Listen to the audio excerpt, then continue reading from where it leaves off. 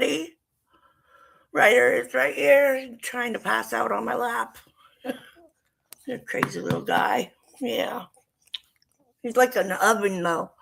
Oh, man, he's roasting. Making me roast.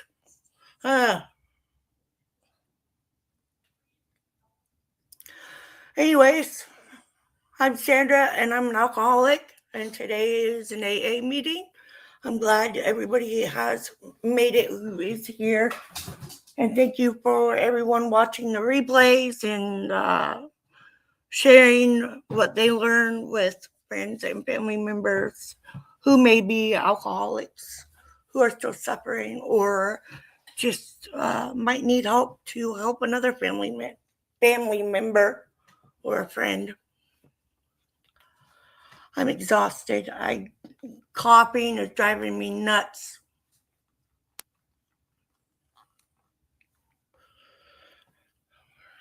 My glasses are all scratched up. Can't see through them. Anyways, I see Tony over in YouTube, myself, Van Girl Cheryl, and myself again.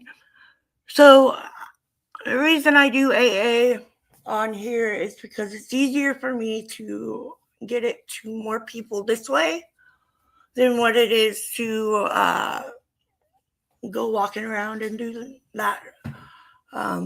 But I started doing these meetings a couple years ago here on YouTube and Facebook because I had friends that were curious about it and how I would do it here in a live presence of the internet. And the way I do it is if you don't want to have your name said, but you want to be in the comments, I don't know. I don't know if the comments upload after live stream, is what I'm trying to get at. But I will not say names unless if I know that I have their permission to do so. And that is why I've already said their names, because some are just there for supporting my channel and some are there for helping a family member or needing the help themselves. So again, that's why I do these meetings. It's a gift I got given to me for free, and so I'm giving it to all of you for free. And I'm going to go grab my water.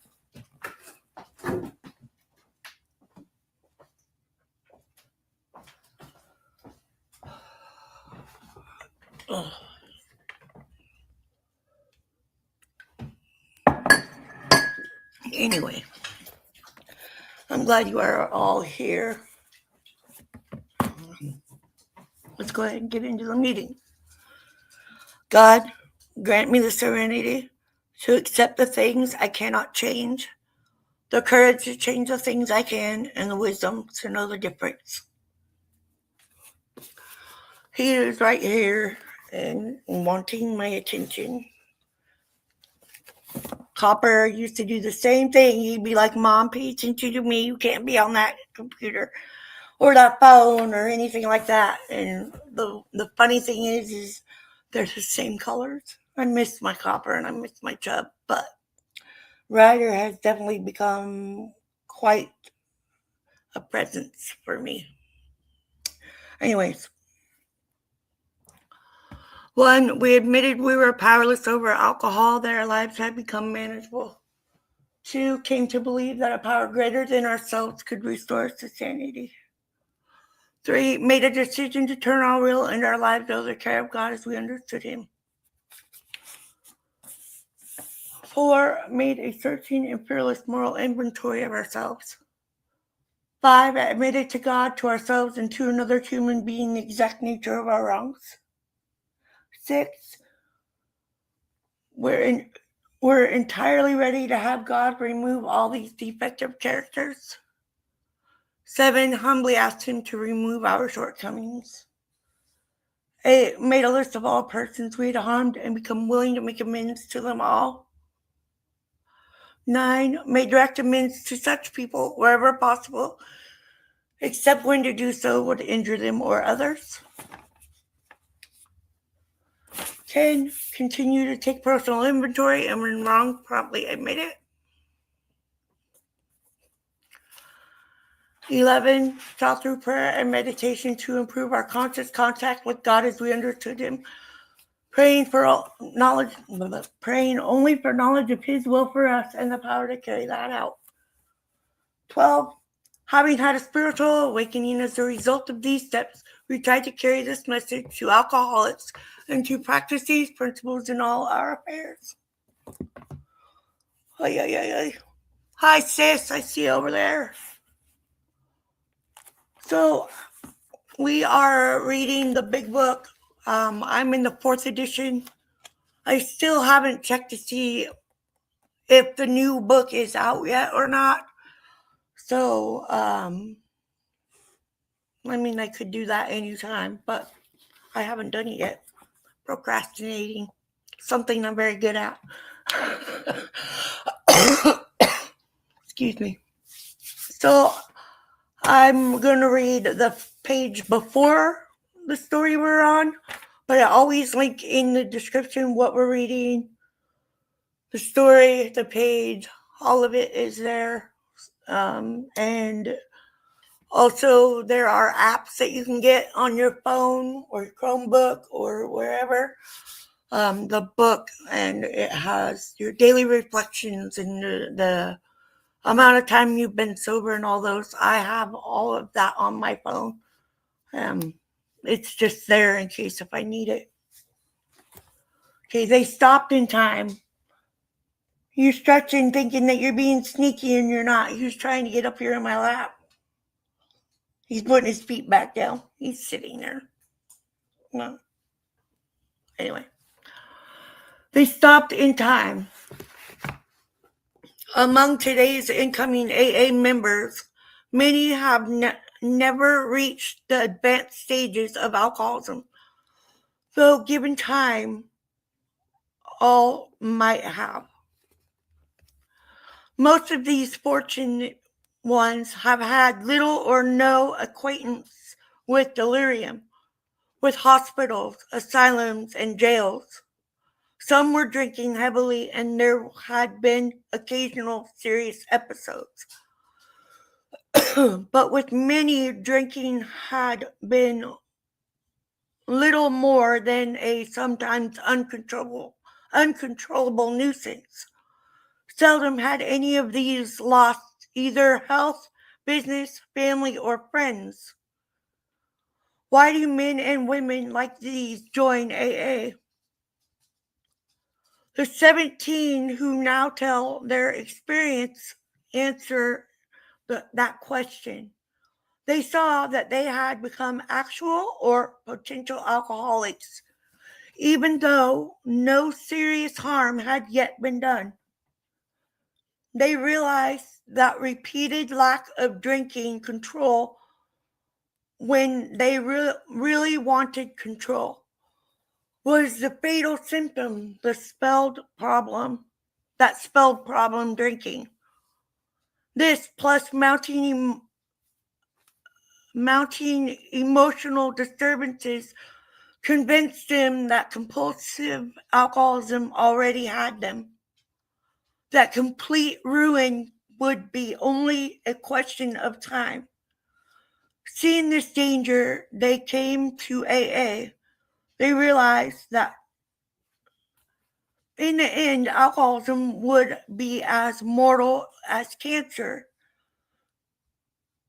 Certainly, no sane man would wait for a malignant growth to become fatal before seeking help. Therefore, these 17 AAs and hundreds of thousands like them have been saved years of infinite suffering,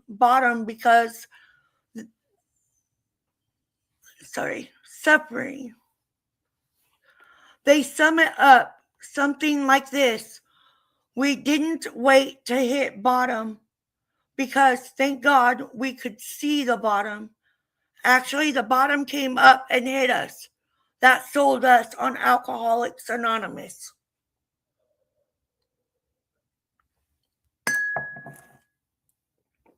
Oh, I had to use my inhaler, so I'm a little shaky. the missing link. He looked at everything as the cause of his unhappiness except alcohol. That was me. When I was 8 or 9 years old, life suddenly became very difficult. Feelings began to emerge that I did not understand. Depression crept into my life as I started to feel alone, even in crowded rooms. In fact, life didn't make much sense to me at all. It's hard to say what sparked all of this. To pinpoint one fact or event that changed everything forever. The fact of the matter was, I was miserable from early on in life.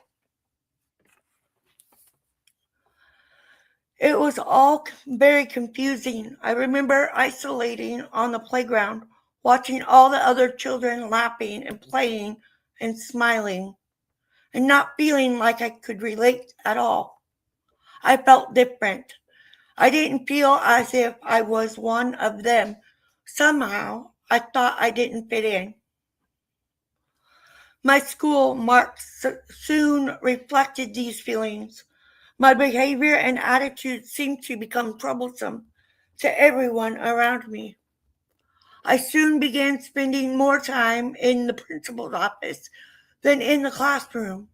My parents, perplexed by such an unhappy son, began having difficulties. My house was soon filled with the sound of arguments and yelling about how to handle me. I found that running away from home could supply me with some sort of temporary solace.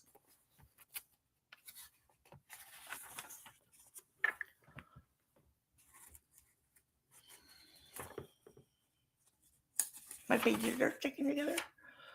Until, of course, the police would find me and bring me back to my house and my worried parents.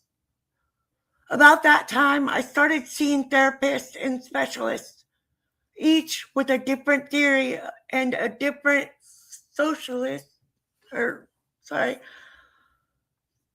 each different theory and different solution. They conducted special tests and interviews designed to get to the root of my troubles and came to the conclusion that I had a learning disability and was depressed.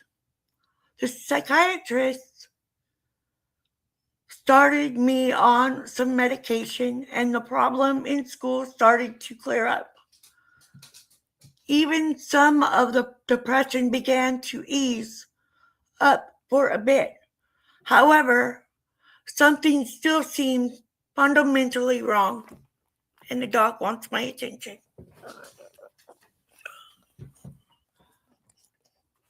Whatever the problem, I soon found what appeared to be the solution to everything. At age 15, I traveled with my family to Israel. My brother was to be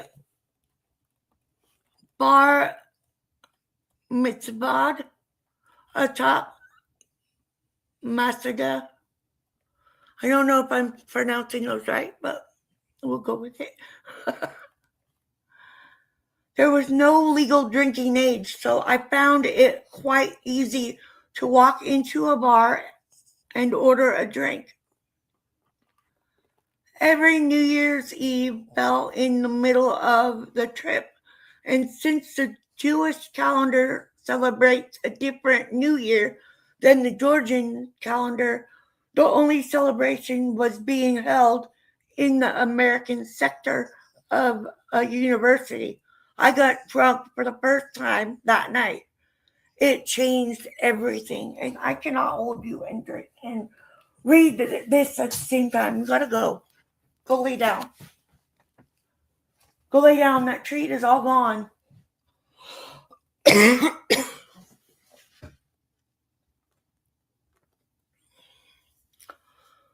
A stop at the local bar began the evening. I ordered a beer from the waitress and as I took the first sip, something was immediately different. I looked around me at the people drinking and dancing, smiling and laughing, all of whom were much older than I. Suddenly, I somehow felt I belonged. From there, I made my way to the university, where I found hundreds of other Americans celebrating New Year's Eve before the night was over. I had started a fight with a number of college-age drunken fellows and returned to the hotel stinking drunk and riddled with bruises. Ah, yes, what a grand evening it was. I fell in love that night with a beverage. Returning to the States, I was determined to continue with my newfound love affair. I found myself trying to convince my friends to join me, but I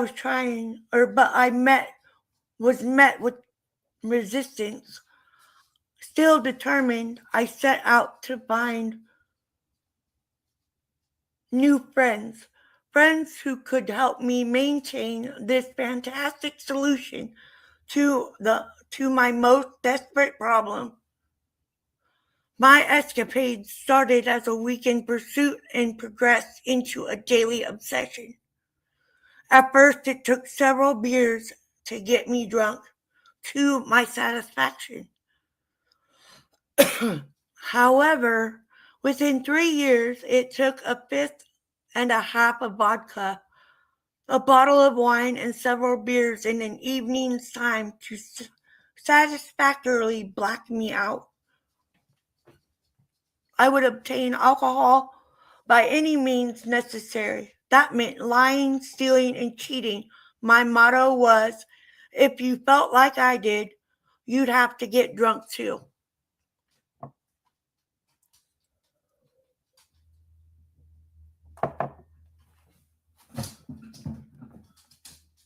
He just jumped up at the table. Okay then. You want to sit in this chair? Get up there. Sorry. I'm trying to get him to get up here. Put my book back over there. See what you did, Ryder? You made it all messed up. There. Excuse me. As the feelings of hopelessness and depression progressed, so did my drinking. Thoughts of suicide came more and more frequently. It felt as if things were more and more frequent. Sorry. It felt as if things were never going to change. I keep moving my eyeballs to look at the dog and I forget where I'm at. Get up there if you're going to. He thinks he needs to be sneaky. Progress with my therapist came to almost a complete halt. The hopelessness was compounded by the fact that the one thing that was bringing me relief, the one thing I counted on to take the pain away, was ultimately destroying me. The end, I feared, was close. My last semester in high school marked my bottom. It was everyday drinking then. Since I had already been accepted to college, I consciously decided to make the last semester one big party. But it was no fun at all. I was miserable. I graduated narrowly and took a job at a local garage. It was difficult to manage.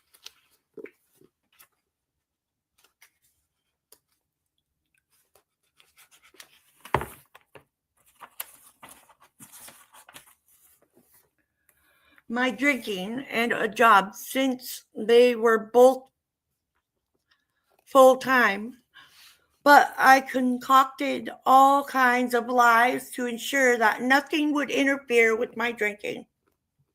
After being repeatedly reprimanded at work for being late in the mornings, I made up a story to hide the fact that I was always hungover. I told my manager that I had cancer and needed to go to the doctor for treatment every morning. I would say whatever I needed to say to protect my drinking. More often, I was having these little moments of clarity times. I knew for sure that I was an alcoholic. Times when I was looking at the bottom of my glass, asking myself, why am I doing this? Something had to give, something had to change. I was suicidal, elevating everything part of my life for what could be wrong. It culminated or culminated in one last night of drinking and started at the problem. It made me sick to think about and even sicker to continue drinking it away. I was forced to look at my drinking as the chief suspect. Yeah.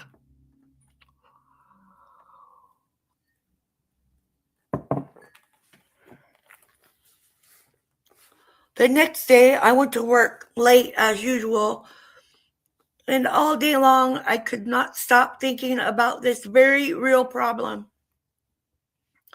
I could go no farther. What was happening to me? Therapy hadn't fixed my life. All those sessions, I was still miserable. I might as well just kill myself, drink my way into oblivion. In one last desperate fight for a solution, I reviewed my life, searching for the missing link. Had I left out some crucial bit of information that would lead to a breakthrough? Making it possible for life to become just a little more bearable. No, there was nothing, except, of course, my drinking. The next morning, I went to see my therapist. I told him I decided to quit therapy because after 8 years, it wasn't working. But I decided to tell him how I had been searching through my life for the missing link and had come up with only one thing. I had never told him that I drank. You're fine, I gotcha. He began asking me questions. He asked about quantities, frequency, what I drank. Before he was even halfway through, I broke down and began sobbing. I cried, "Do you think I have a problem with drinking?" He replied, "I think that is quite obvious." I then asked, "Do you think I'm an alcoholic?" And he answered, "You are going to have to find out for yourself." He pulled a list of Alcoholics Anonymous meetings out of his desk drawer. He had already highlighted the young people's meeting. He told me to go home and not drink at all for the rest of the day. He would call me at 9 p.m. and wanted to hear that I hadn't taken a drink. It was rough, but I went home and locked myself in my room, sweating it out until he called. He asked if I had had a drink. I told him I had not and asked what I should do next. He told me to do the same thing tomorrow, except tomorrow I should also go to the first meeting on the list he had highlighted. The next day, I went to my first meeting of Alcoholics Anonymous. I was 18 years old. In the parking lot, I sat in my car for about 15 minutes before the meeting started, trying to work up the courage to go in and face myself. I remember finally working up the nerve to open the door and get out, only to close the door, dismissing the notion of going into the meeting as ridiculous.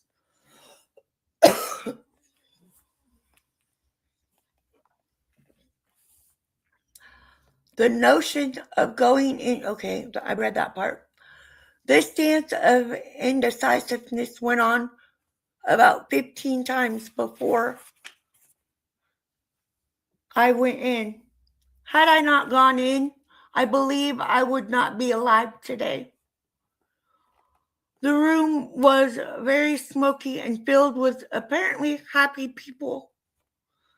Finding a seat in the back, I sat down and tried to make sense of the format. When the chairperson asked if there were any newcomers present,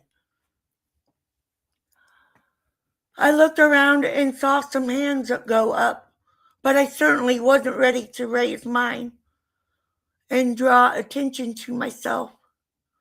The meeting broke up into several groups, and I followed one group down the hall and took a seat.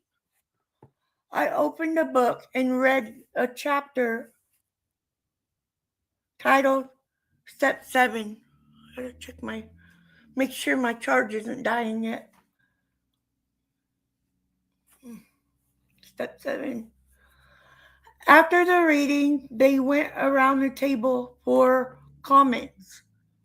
And for the first time in my life, I found myself surrounded by people I could really relate with. I no longer felt as if I was a total misfit, because here was a room full of people who felt precisely as I did, and a major weight had been lifted. I happened to be in the last chair around the table to speak, and confused by the reading, all I could say was, "What the heck are shortcomings?" Gotta go again.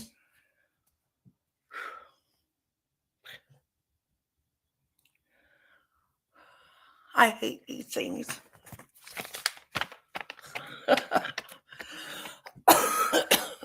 Anyway, I'm trying, guys.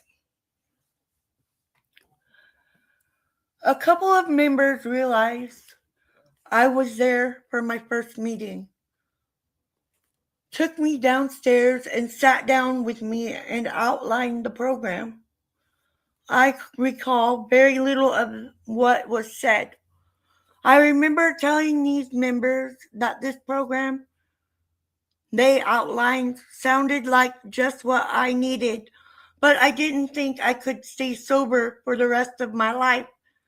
Exactly how was I supposed to not drink if my girlfriend breaks up with me, or if my best friend dies, or even through happy times like graduation, weddings, and birthdays? They suggested I could just stay sober one day at a time. They explained that it might be easier to set my sights on the 24 hours in front of me and to take on these other situations when and if they ever arrived. I decided to give sobriety a try, one day at a time, and I've done it that way ever since. When I entered Alcoholics Anonymous, I had done some damage physically, had a bouquet of mental quirks, and was spiritually bankrupt. I knew I was powerless over alcohol and that I needed to be open-minded towards what people suggested for recovery. However, when it came to spirituality, I found it nearly every step of the nearly every step of the way.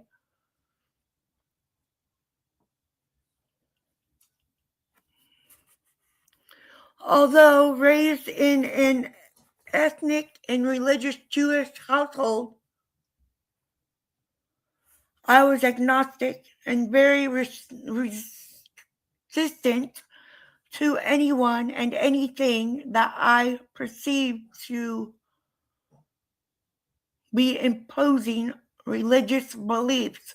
To my surprise, Alcoholics Anonymous suggested something different. The idea that religion and spirituality were not one and the same was a new notion. My sponsor asked that I merely remain open-minded to the possibility that there was a power greater than myself, one of my own understanding. He assured me that no person was going to impose a belief system on me, that it was a personal matter. Reluctantly, I opened my mind to the fact that maybe, just maybe, there was something to this spiritual lifestyle. Slowly but surely, I realized there was indeed a power greater than myself, and I soon found myself with a full-time God in my life and following a spiritual path that didn't conflict with my personal religious convictions. Following the spiritual path made a major difference in my life. It seemed to fill that lonely hole that I used to fill with alcohol. My self-esteem improved dramatically, and I knew happiness and serenity as I had never known it before. I started to see the beauty and usefulness in my own existence and tried to express my gratitude through helping others in whatever ways I could. A confidence and faith entered my life and unraveled a plan for me that was bigger and better than I could have ever imagined.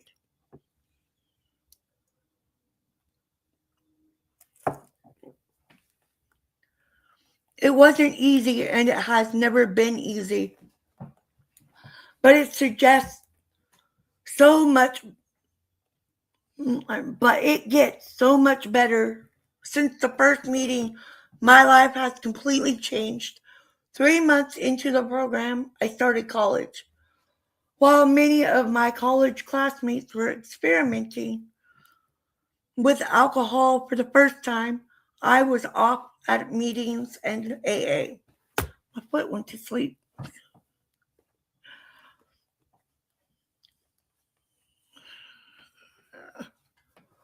Get-togethers, becoming active in service work, and developing relationships with God, family, friends, and loved ones. I rarely thought twice about this, and about this. It was what I wanted and needed to do. Over the last 7 years, nearly everything I thought I could not stay sober through has happened. Indeed, sobriety and life are full of ups and downs. Occasionally, depression can creep back into my life and requires outside help. However, this program has provided me with tools to stay sober through the death of my best friends, failed relationships, and good times like birthdays, weddings, and graduations. Life is exponentially better than it ever was before. I'm living out the life I used to fantasize about, And I have a whole lot of work still in front of me. I have hope to share and love to give, and just keep going. I just keep going. One day at a time, living this adventure called life. And it's so very true.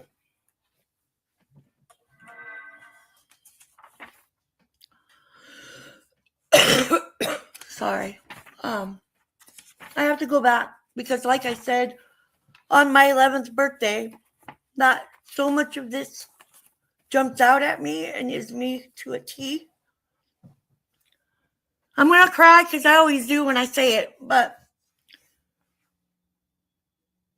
it was all very confusing. I remember isolating on the playground, watching all the other children laughing and playing and smiling, and not feeling like I could relate at all. I felt different. I didn't feel as if I was one of them. Somehow I thought I didn't fit in. That was so me as a kid. So I did have a learning problem. I still do, and it doesn't go away. It never will.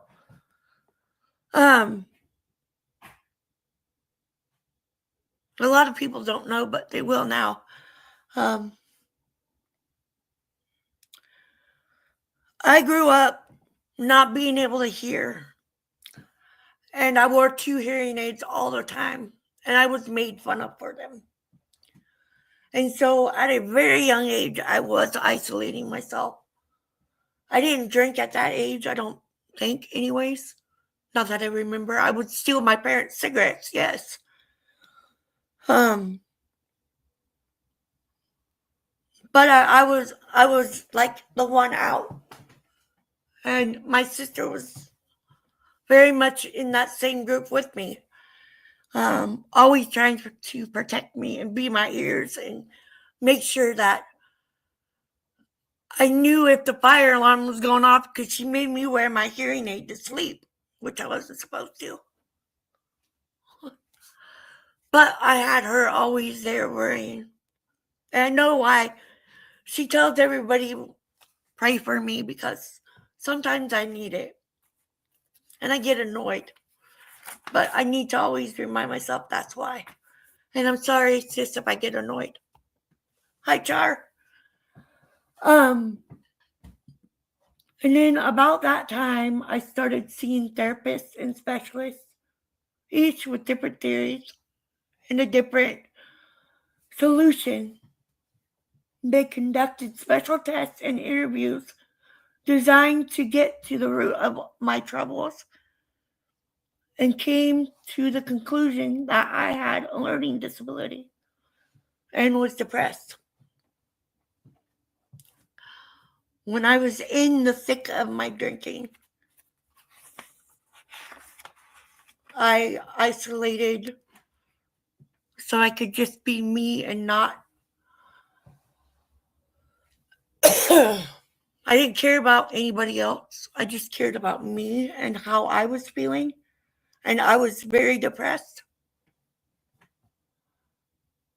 And finally, one day, I want to say it was before I was put on my depression meds. And yes, they help.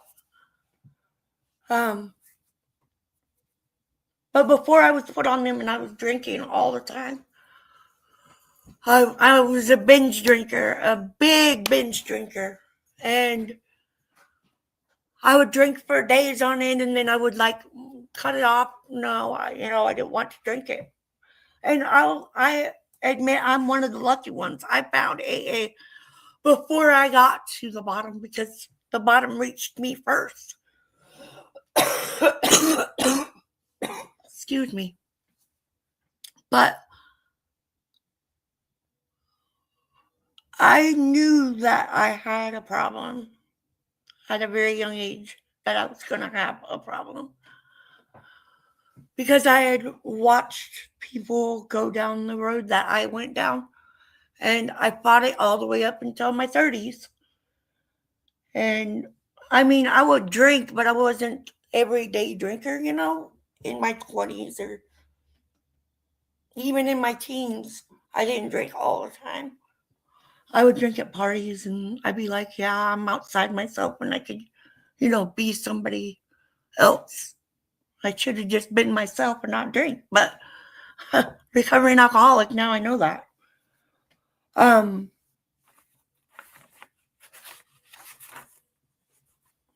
had thought about offing myself a lot in my drinking.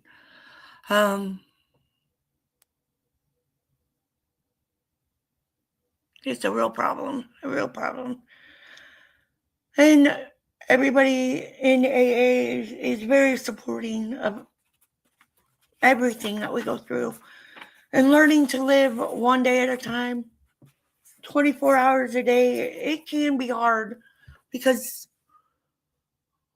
we were so wrapped up in getting that drink that was all that mattered. And we didn't know how to, just go a 24-hour period without it. And now I go 11 years without it and still going, and I don't ever want to go back. I went out once before I found AA, so I know it ain't no joke. And I didn't start over from where I left off, no. Or started over like when I first started drinking. No, it didn't happen that way.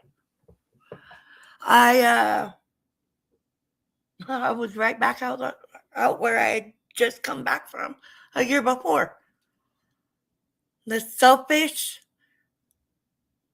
alcoholic that only wanted her booze and didn't care about anybody else's feelings, not even my own. I couldn't even be real with myself on what was going on. And that's sad for a person.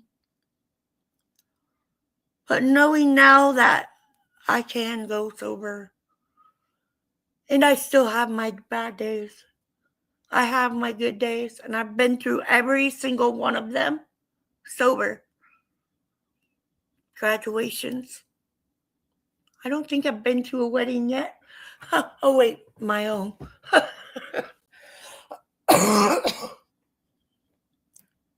But I have learned to be a better friend, how to cope when I want to be by myself, and try not to think about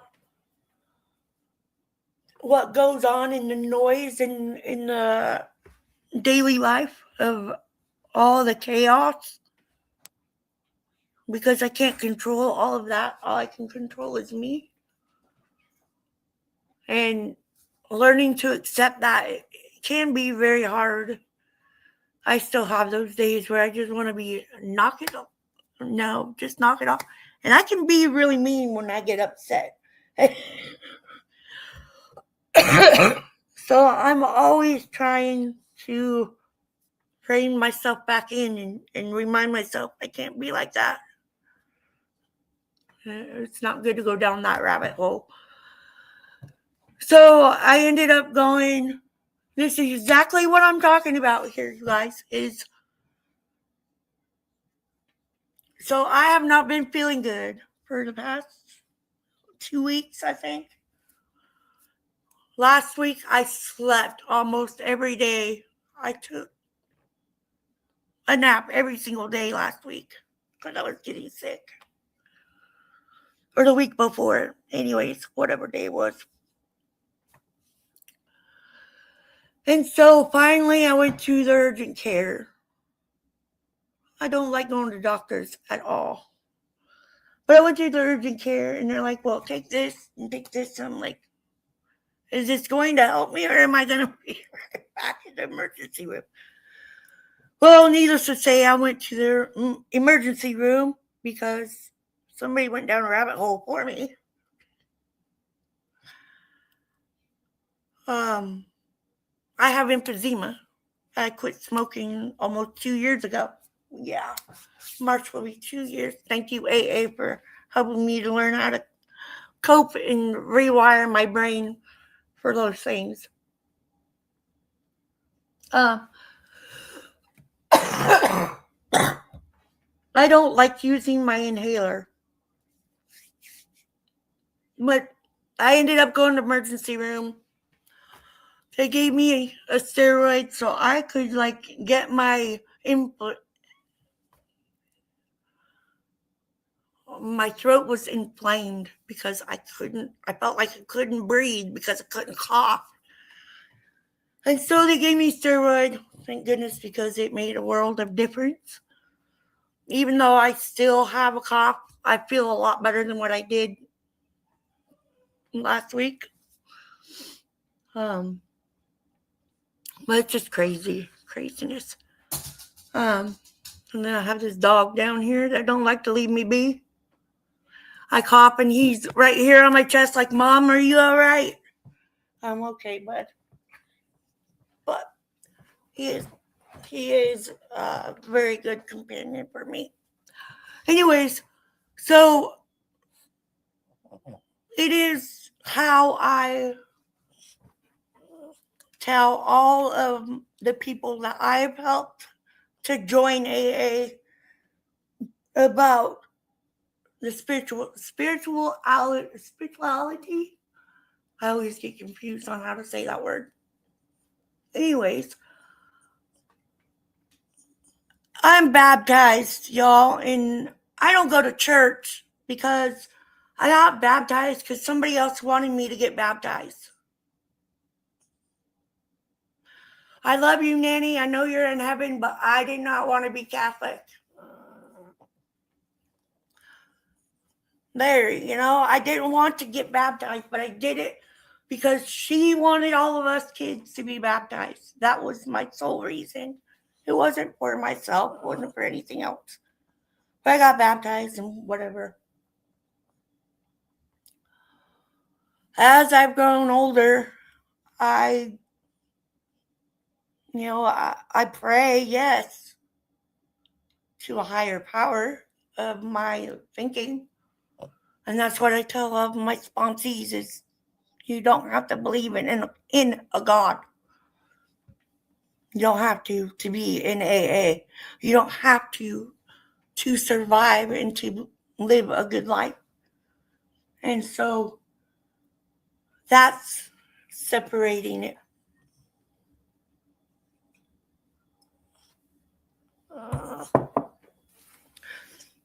And yes, we in AA, we still get in arguments. Believe me, we've had a few arguments in the meeting or outside the meeting. Deep discussions. Tensions rise. People get upset. It's AA. We're all recovering alcoholics with egos that sometimes clash. And you just have to get past that and know that we're there for that purpose, to stay sober and help everybody to stay sober. We can't force you to, but we can pray for you too. Mr. Ryder? Anyways, I'm going to go ahead and get off here and let my voice rest. And I hope you guys have a wonderful day. And we'll say the Serenity Prayer. And I love you guys. Thank you for being here. God, grant me the serenity to accept the things I cannot change, the courage to change the things I can, and the wisdom to know the difference. Keep coming back. It works if you work it. Love you guys.